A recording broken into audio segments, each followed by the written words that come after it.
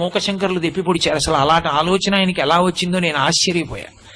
ఆయన ఒక శ్లోకంలో ఒక అద్భుతమైన మాట అన్నారు. అమ్మవారి చిరునవ్వు చూశాట శివుడు.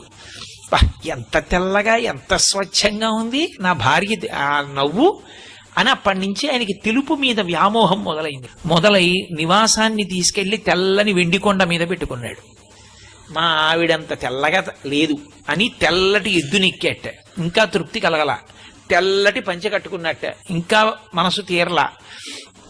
తెల్లటి విభూతి ఒళ్ళంతా రాసేసుకున్నట్ట, అయినా మనసు తీరలా. తెల్లటి మణులన్నీ తీసుకొచ్చి వేసుకున్నట్ట మెళ్ళో, అయినా మనసు తీరలా.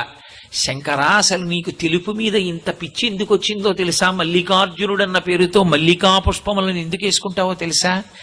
మీ ఆవిడ చిరునవ్వులోని శుద్ధత్వాన్ని పరమశివుడు తెల్లగా